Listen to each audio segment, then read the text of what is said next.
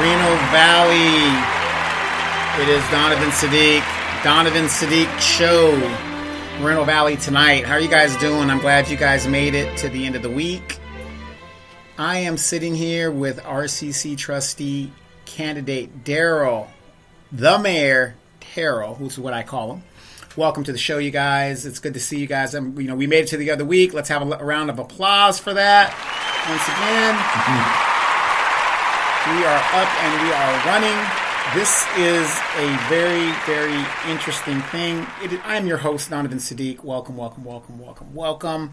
We have, as usual, and Daryl, I've been telling you, you need to do your own podcast, win, lose, or draw, so that your message goes out there and people, will keep getting your upward equitable mobility. Yes. And it gets drilled in their head and they understand, between elections and all that stuff, how important that is to get the right people in the right seats. So Friday night, how you doing, man? Man, I'm blessed to be alive, and happy Friday to everybody out there. Yes. We just got to talk about this, man. What's that? Your signs dropped the other day. Yep. I got to tell you, they are some very nice signs, and if the trend continues, as you know in this city, the that has the best signs usually wins. Well, I'll tell you what, it's a simple thing how I did it.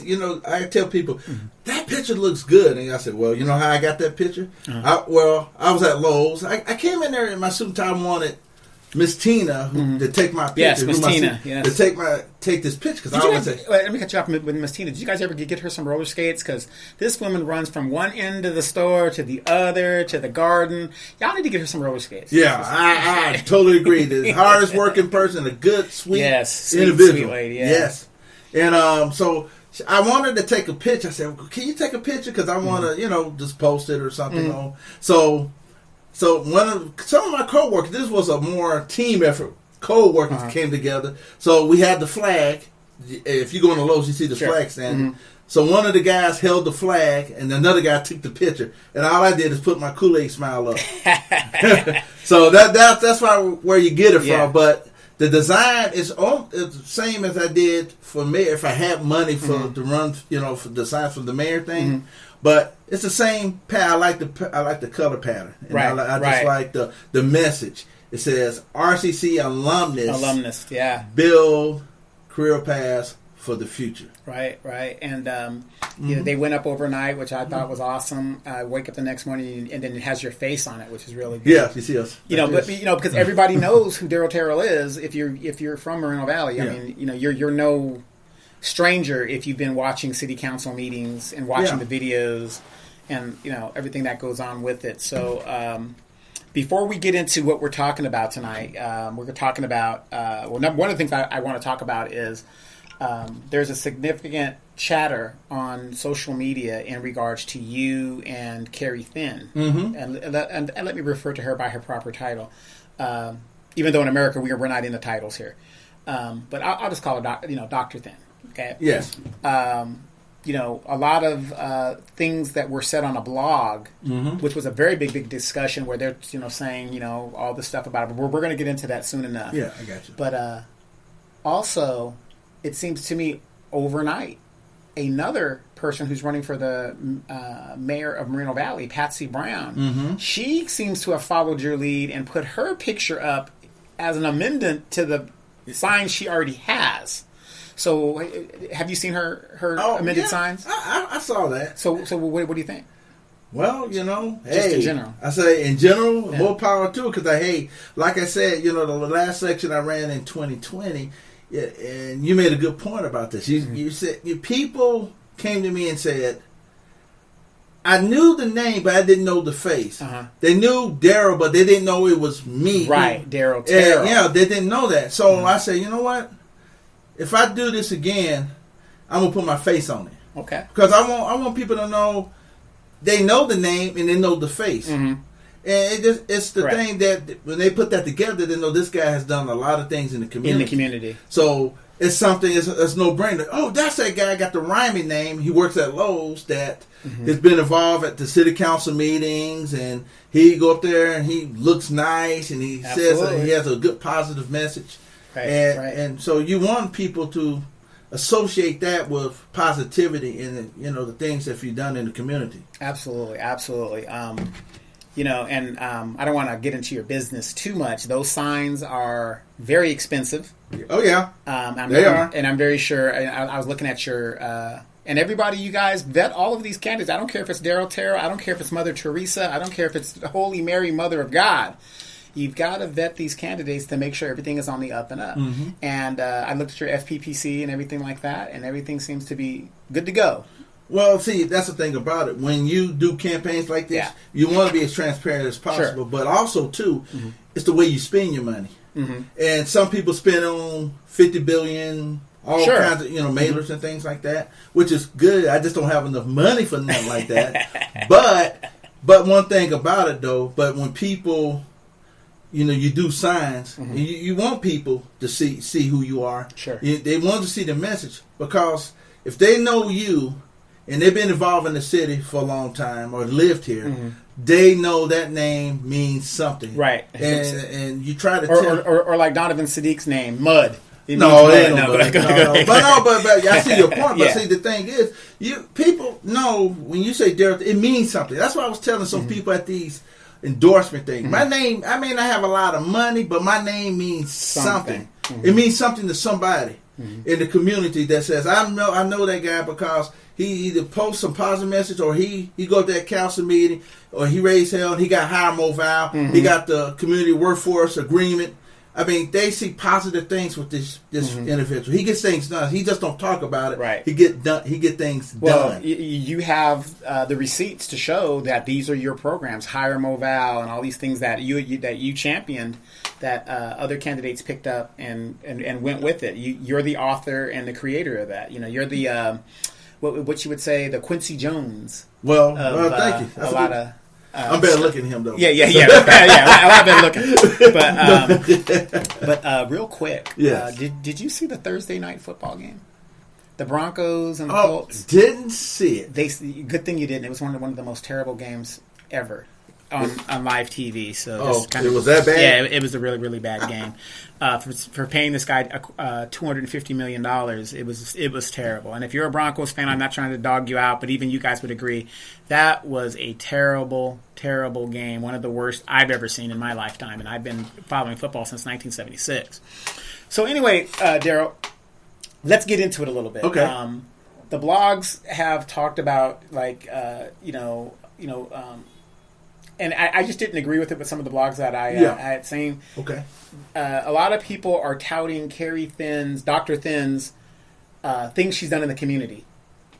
I'm flabbergasted because other than running for different political offices, what has she done in the community? And I know a lot of people right now are saying, well, what have you done in the community, you ninja? I got to say ninja because I don't want to offend anybody. Well, I can say this. I haven't done much in the community other than voice my grievances, to the government, which you guys see me do. But I was also instrumental when Mayor Molina was mayor, and he allotted, $500,000 to the Edgemont area specifically. Yeah, I remember that. And we got a few streets done, and we did a few things in the neighborhood. That ain't much, but for somebody who never held office, we were able to get that money because all the other districts wanted their hand in the pot. Remember that? And I was like, and Mayor Molina was like, no, we got to let Edgemont have this. Well, it's because of your advocacy. But see, here's the thing, like you always say before, you lived here your whole life. Right. And you have a stake in you're a taxpayer. You want the same thing that everybody else has because you pay taxes like everybody else does and and some of the money goes to other areas of the city. And it shouldn't. Yeah. It shouldn't. And you doing the thing that what John Lewis would say, if you see something wrong, stand up and say something about it. And you did it. And you went to the representative of that area and said, I demand to have my streets done because my money is going somewhere else and you got it done. Right. So to me, it's more like a ripple of hope than anything because you gave hope to a lot of people that things can change if you're persistent and you point your grievances out. Right, exactly. You see here in Edgemont, we've got the new lighting system that is coming online. I mean, a lot of construction that's going on here in the Edgemont area. We're last, but if you think about it, it kind of makes sense now. we're in the 21st century and all this construction that's going on here, I think Edgemont is going to be a very premier area of what's going on. And big ups to the city staff, because as much as I give you guys hell, I'm going to give you guys the praise as well. You got to be fair-handed in all these things. And I try to be as fair-handed as I can, but we have, I think, one of the best city staffs that is very responsive to what the people need them to do. But again, if you guys are listening to this, you can't expect the city servants to read minds. If you're not showing up at city council meetings, if you're not going to city council and letting them know this is a problem, that is a problem, how do you expect it to get fixed? So a lot of it is on us. It's not really on them. They can't fix the problem if they don't know anything about it. But in that article, but in the blog, they kept saying, Keri Finn's achievements. And I was like, what achievements? And I'm not like, just throwing something out. I've been here for a very long time. You've been here for a very long time. A lot of people have been here for a very long time. And maybe I'm misinformed, but what achievements does Dr. Finn have that I'm not aware of? I don't know of any that I've seen. I mean, if it's in nonprofits and stuff, I just haven't seen. But to me, they overlook what Terrel has done. And I could kind of list 22 things that I've listed that I've done that had a direct involvement in that I've seen come to tuition. Okay, wait. So if I challenge you that on right now, all my listeners, you can name those 22 things. I got it listed. I don't have it in front of me, but I do have it listed. Okay, can you list right now 5 of them? 5 of them, I would say Hire Mobile was one of them. The Community Workforce Agreement is 2. Adding police officers on the street in the past. I remember you did that. Because I used to present budget. I remember that. Plans. I always have funding mechanism of adding additional police patrol officers. If you go over there by Polly Pies, if y'all ever noticed that Employment Resource Center, that was yours. That's something that I fought hard for. Okay, next number was 3. Another one was my ideas help balance the budget. When I mean help balance the budget, I presented ideas to save this city. If I remember, the figures are right. $5 million in the city. Also, I could point to the threshold. Oh, here's something you guys the public safety building. Yes. Now, back when that thing first, I think it was in 2008, I went before the city council. And learning from Roy Blecker's dad, Pete. And Brother Roy, Pete. I love that man. Love that man. Yes, I respect him. I love the guy. He gave me a lot of advice. Ray Hossman, these are old timers that used to go to the council meeting about COPs used for building buildings, because in the end, the taxpayers on the hook for these bonds. Yep, absolutely. Without the vote of the people. So what I did is I saw we had a surplus. And so what I did is just why are we taking all this RDA money to build this police station while we have a surplus over here? So what they did, they took out the bonding for the COPs and used the money we had for surplus to build that public safety building. Okay. And then another thing I could account to was the fact that when we had, one of the ideas is when we had a Zone A budget deficit in the late, I want to say it was in the early 2000s, and they wanted to go raise folks' taxes. I said, well, we got money sitting over here in the general fund.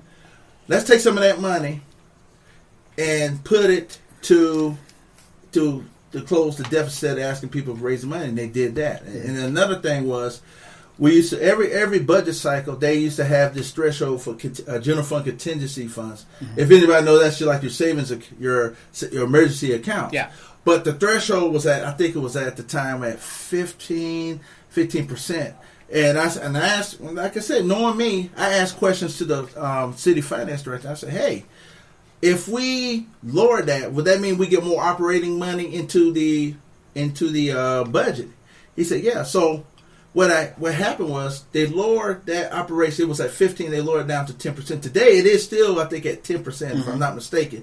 And that money goes to operation. I said that's how we fund other things in the budget.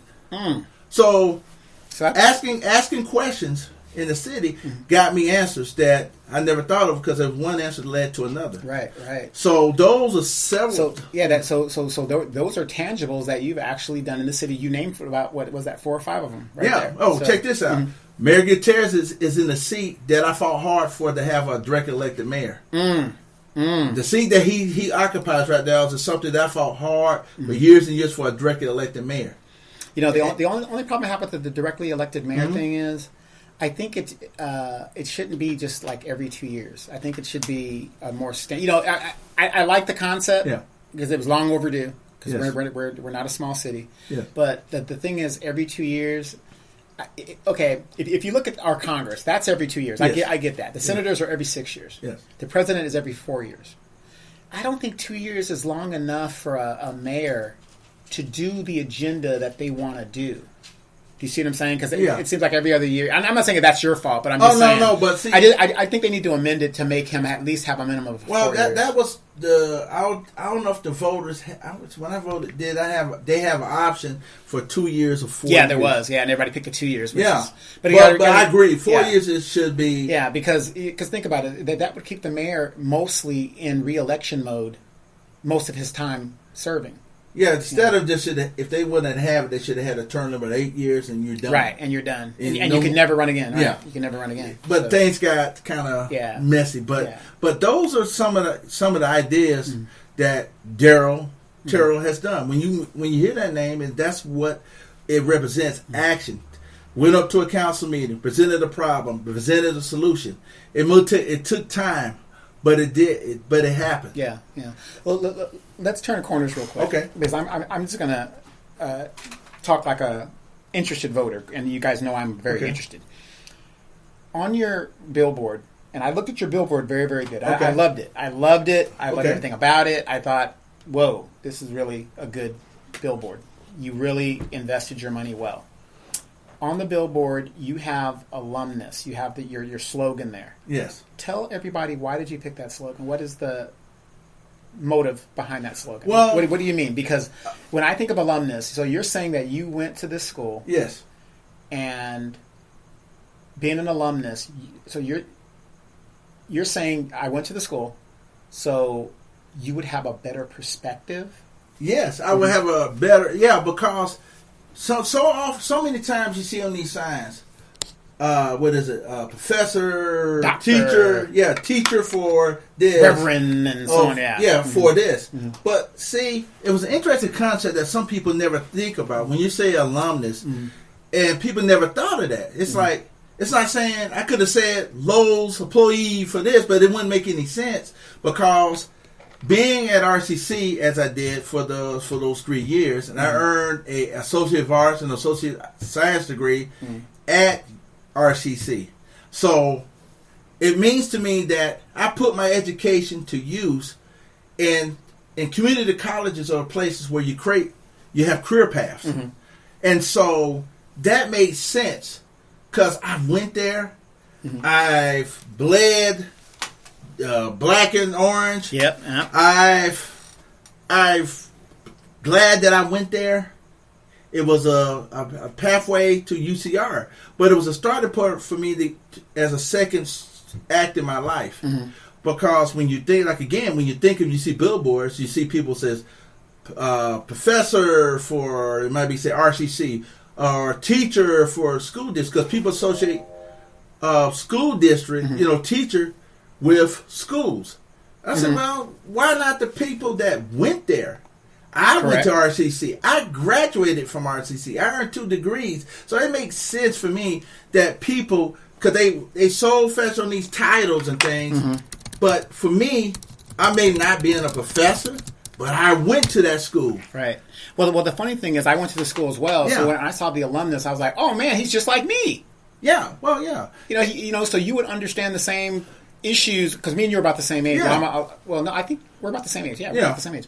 So we would remember some of the same experiences there and some of the same struggles. Yeah, and that's the whole part of being an alumnus, because you've been there, you have the experiences, you know what it's like to be there as a student, and some teachers, if they haven't been to, say, for instance, if you've been to another community college, that's good and fine. But to go to RCC and being one of those students that went there, had to, like again, we talked about this before, try to add a class and hoping to God that someone drops out and they didn't. Or there's enough people that sign up for the class to make the class go through. So you know those struggles, or trying to pay your fees, or you pay your books, and you're like, no, man, how pay for my books, and you got insurance to pay for, and then there's a lot of other factors we don't know. But as a student, you go through these things. You're paying parking fees. Sometimes you say, I ain't paying for no parking fee. I'm just going to take my chances on the street and hopefully my car don't get towed away. Right.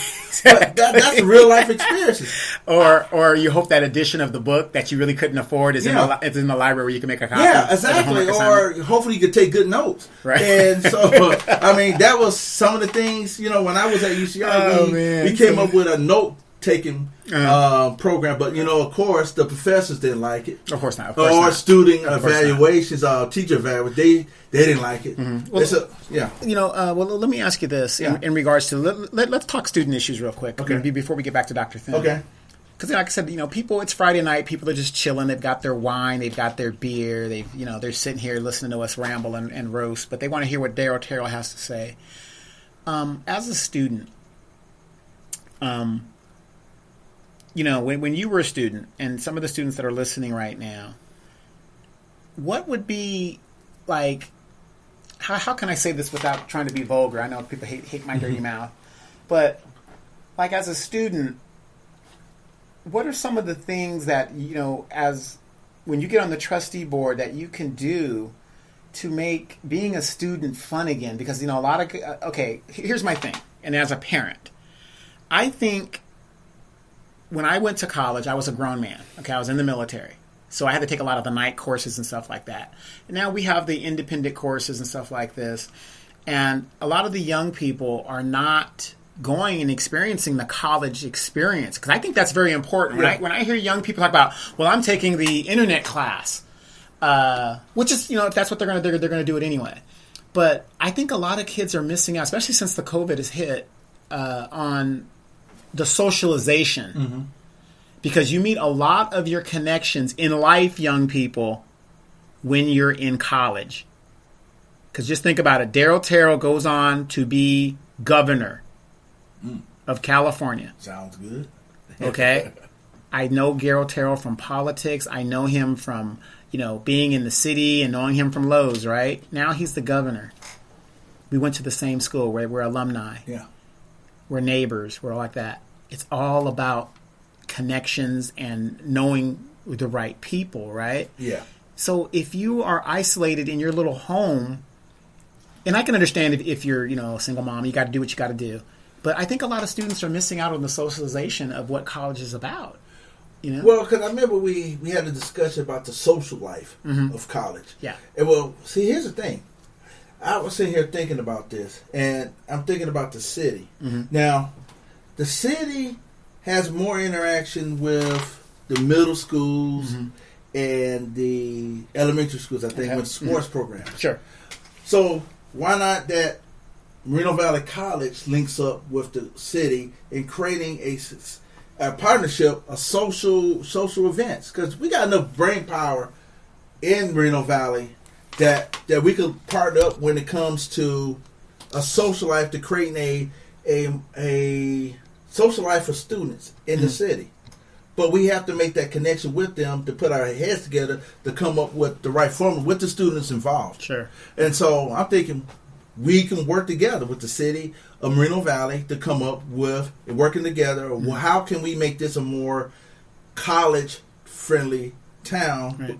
How you do that? And I think the city has some answers, and we have some answers. Put it together to create solution. a social plan. Right. I guess you have master plans and stuff. Yeah. But we have to think bigger outside of Box. be pragmatic. We just can't stick. Well, they can't do. I say, well, they have partnerships in sports. Yeah.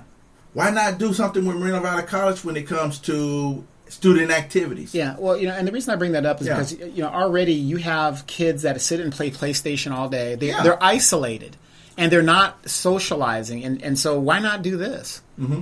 and maybe when you get on the board of trustees, maybe you might bring this up. Okay. Why not have different fees for different ways that you educate?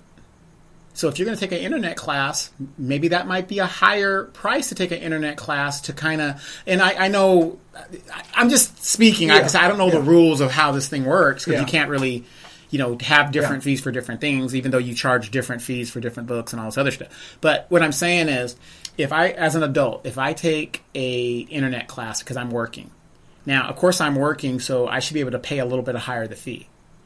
So, for the younger kids, to get them to come to the campus and socialize a little bit better, if they take classes on the campus, I'm not saying shouldn't it, make those fees a little bit lower than the internet classes. Well, see, the thing also, too, because you got to remember, it's supposed to be free, right? Right, of course.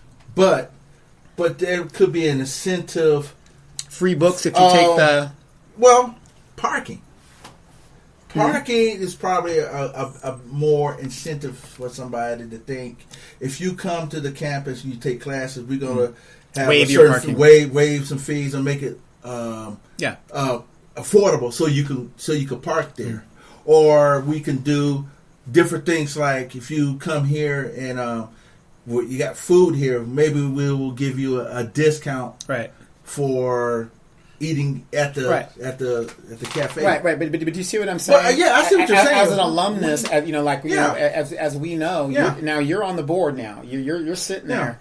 And we had an experience when we went to college, and those of you guys that are Generation Xers and baby boomers, you guys know what we're talking about. You used to go to college; it was fun. You met your friends there, whatever.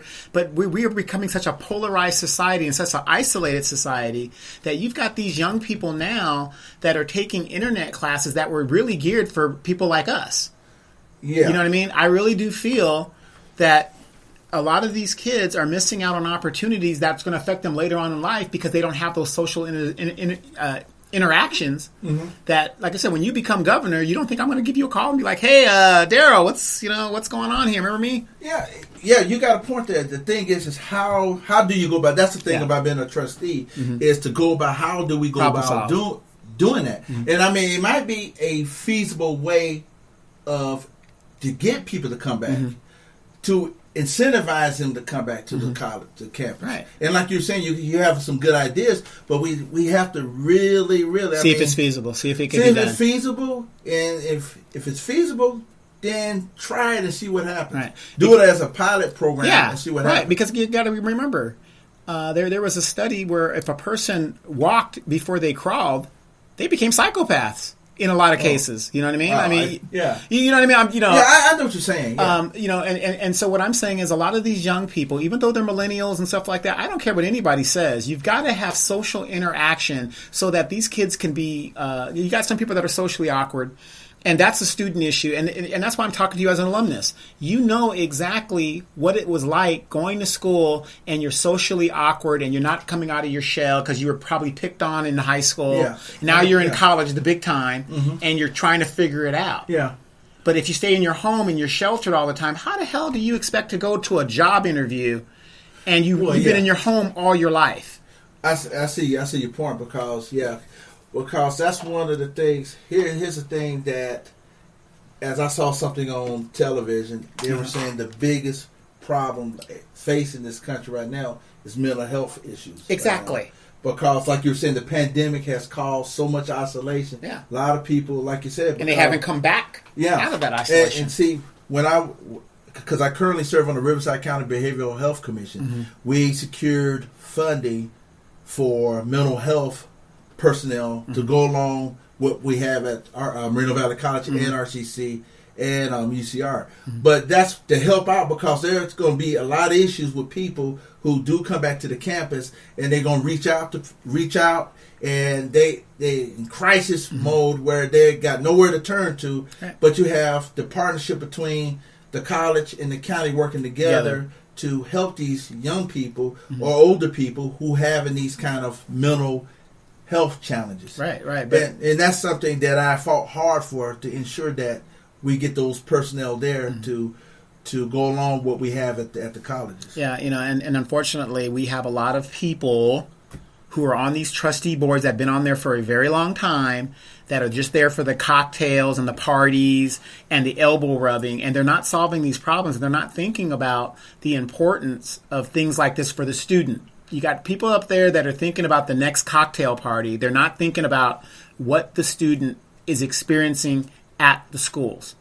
Well, yeah, because I think a lot of times, like you're saying about the statements we on this blog or whatever, I think sometimes people are out of touch what goes on in a community, what goes on to a campus. Because like I said, we experienced that. Yeah. We experienced that. I could the highs and the lows, right? Tell you that I've seen people, students that have taken their life because of the fact that there was so much, this is pre-COVID, when we were going to school, but you hear it all the time. There was a memorial I went to that someone, student took his life because he didn't pass the MCAT test. Yeah. Or committed suicide. Well, golly, I was living in Japan. That was like an everyday thing. The pressure on them is just so massive. And it's, think about that pressure, academic pressure, and top on that, being isolated for all these years. Right. That it's a ticking time bomb. Yeah. But you know, you have to be pragmatic. Yeah, you got to be pragmatic. But okay. Like I'm an older man, right? Yes. So I'm in a position where I'm going to be interviewing somebody. Now, if you don't really know how to socially react, and I'm interviewing you, like we're interviewing you right now, Daryl Terrel, as a trustee. Yes. You want that job, right? Yes, I sure. So we're asking you the questions. I'm looking at your appearance. I'm looking at how you're carrying yourself. All of that is part of socialization of how you're going to react to get a job. Now, if you came in here with some flip-flop slippers with fuzzy slippers on, and you got a bonnet on your head. I'm not gonna take you seriously at this interview. I'm not. No, that's the reality of the situation. You know what I mean? If you're uncomfortable around blacks or Hispanics or Jews or whatever, the socialization is an important thing. And see, as adults, what we're forgetting is we've got children coming up behind us that are devoid of these issues. Well, a lot of them are more. Like you said, it's been so isolated. Yeah. So you asked a kid I saw at work at Lowe's, and he said, I said, so how you liking school? And he's like, well, are you happy to go back to school? Yeah, because I was tired of being alone, and I miss my friends. And, right. And so it's a bigger problem than we know right now. Right, it's exactly. A huge problem. Huge problem. Because of isolation. Mental health issues is a serious problem. But how can these kids get upper echelon job? I got an associate degree. I'm getting ready to work for the county of San Bernardino, making $68,000 as a 21-year-old kid because I have a basic associate degree. But I am so socially awkward, I can't get past the interview. Well, that's what I think the community college is going to have to find a way to bring these kids to the campus. Well, yeah, because the thing is, you have the brain trust to do it. You don't need a consultant for this, but people, like I was telling someone, I trust the people. I trust the staffing. I trust to put our heads together to come up with a feasible way to bring people back to the campus. Because a lot, like you said, being isolated is not a good thing. When you're forced to be isolated, then it's like almost like right now trying to find people to work at where I work at right now. We got vacancies. We can't get people to go to work. Right. They don't want to go to work. They quit. You can't find. It's like in other places too. They can't find employees that want to work because this pandemic has did a real damage to our society. Well, it harmed our society. Well, it harmed us. Depending on how you look at it, it maybe woke our society up. I mean, the rich got richer, and and people just said to hell with it. And maybe people just have just given up. But what I'm saying is, and it's just my observation as an alumnus. I think it is a mistake to allow an 18-year-old kid who just came out of high school to take an internet class without a good reason. I'm not saying he can't take it without a good reason. Well, there has to, like you said. Or pay the difference to take that class, which is a higher fee. See, like you said, that's a good idea. We just have to look how we can do something like that.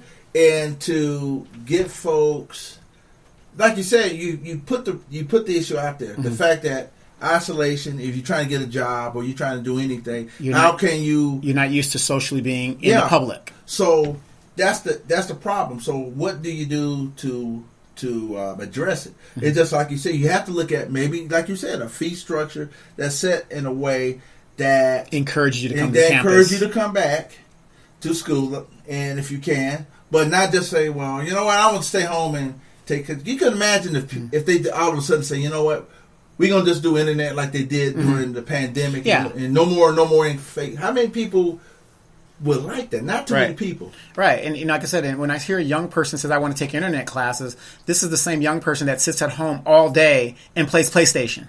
Yeah, and then when you come into the real world, you kind of awkward how to interact with one another. Yeah, you can't pass the interview because I can see right now you're uncomfortable. Like you guys right now, Terrel is sitting here in his usual coat and tie, shoes to the nine, haircut, smelling good. He's ready for the interview. I mean, he's ready. Yeah. Now, if you were an 18-year-old kid or 19 and you've been taking internet classes right now, you've never really been around a loudmouth black guy like me with all this military experience behind me. You know, I'm not saying I'm intimidating, but I'm smelling the blood. You know, I'm smelling virgin blood on this kid, you know, and I'm intimidating him. Yeah. You know what I mean? Because he doesn't know how to answer. What do you want me to... What do you mean? What do you want to... Tell me about yourself. What do you do all day? Oh, I sit at home. What? Yeah. But you want to work over here in a customer service job, but... You don't have... Right. You have no social skills. Right. And you would don't... Because that's the problem I think in a lot of time at these stores. You got people that... They don't know customer service because they don't know how to interact with somebody. You know what? And I'm glad you brought that up. Ladies and gentlemen, how many times have you gone through the fast food thing or just went to a fast food restaurant and they didn't even put the napkins in the bag? Yep. I raised my hand on that. Do you see what I'm saying? How hard is it? You had one job. Yeah. And you couldn't put the napkins in the bag. It's just incredible. Yeah, but that's the like you said, it is a major problem with with the fees and all that. One thing, but on the other hand, social interaction. You need that, like you said, if you want to have a good college life. My fun part about having a college life is that I got to talk to people, got to interact with everybody, I got to go to protests and things like that. I was involved because I was a student leader, but like I said, this COVID thing, this pandemic part of it, the aftermath, have raised some serious issues about mental health. And in the long run, you look at economically, how are you going to get people to if you want to interact with the public and they have no social skills. So you got to he said, okay, we got to incentivize to have people brought back to the campus. So, I mean, that's a good idea that you were talking about. Think about this, too. Yeah. If all the kids get associated with staying at home and taking internet classes, the younger people, who's going to go to the football games? Who's going to go to the bonfires? Well, that's you see, you got the point there. Again, if you're away from if you were used to being on a computer, football games, bonfires don't mean nothing. Right. Homecoming. Yeah, because when we went to school, I used to go there all the time. Why are we spending $30 million for a library when they can Google everything now from the house? Exactly. Do you see what I'm saying? We're going to lose something by, even though it's more convenient to be on the internet, the trustees aren't thinking about this stuff.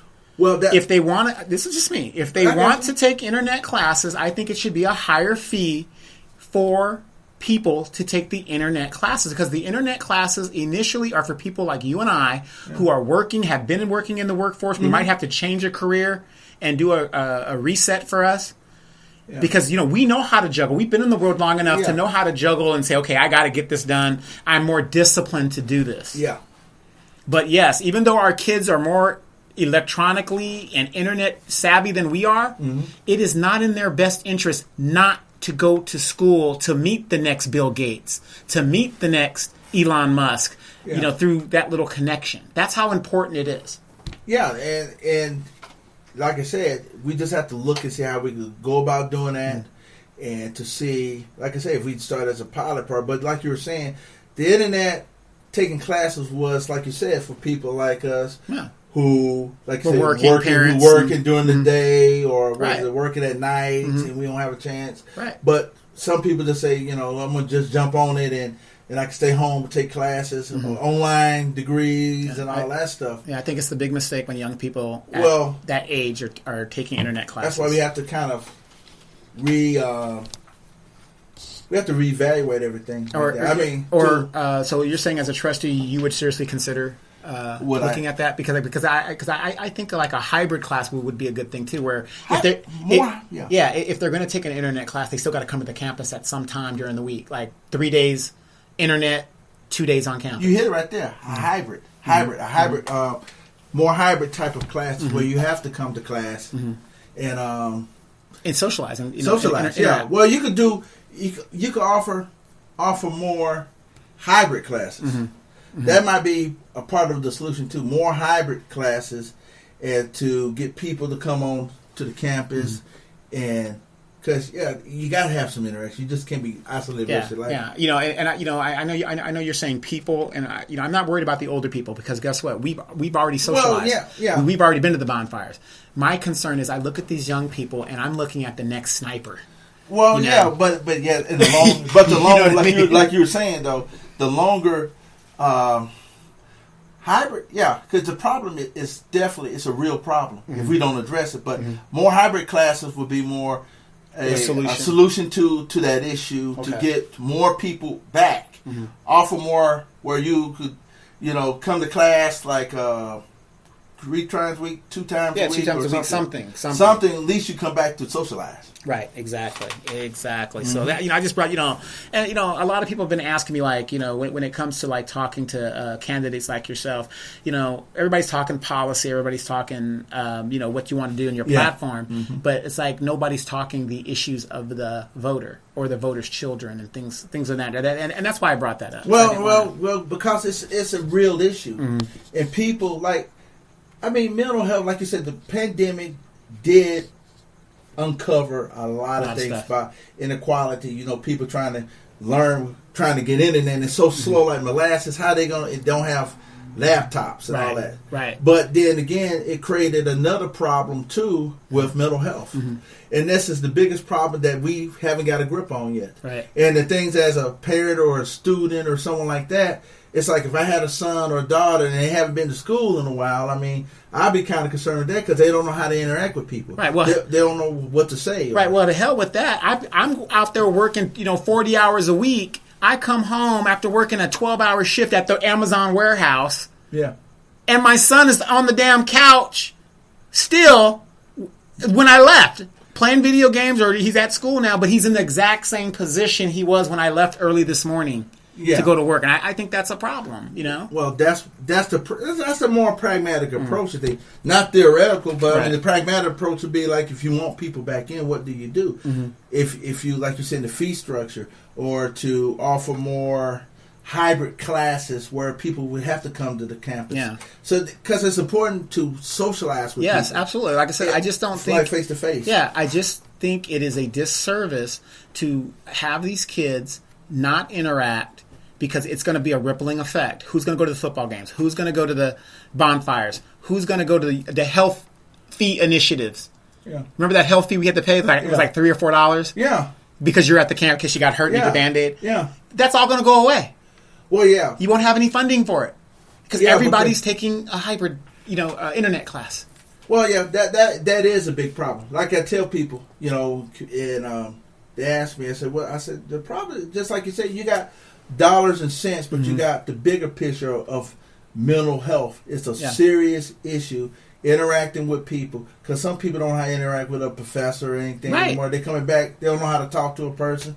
They've been so much on the phone, on their phone or a computer. And then when you go to the big university, what you going to do? If you've been taking internet classes all the time, now you're at the big university where they don't even know your name. You're just a number. Yeah, your social security number or part of one. But that's the issue that's missing. And because we hear candidates, like I said, when you talk school boards and community college districts, the main issue, other than dollars and cents, has to be mental health.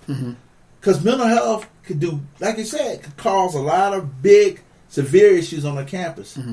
That if a person don't know how to reason or know how to talk out the problem or something, and they so build up with anger and frustration, they go out and take it out on somebody.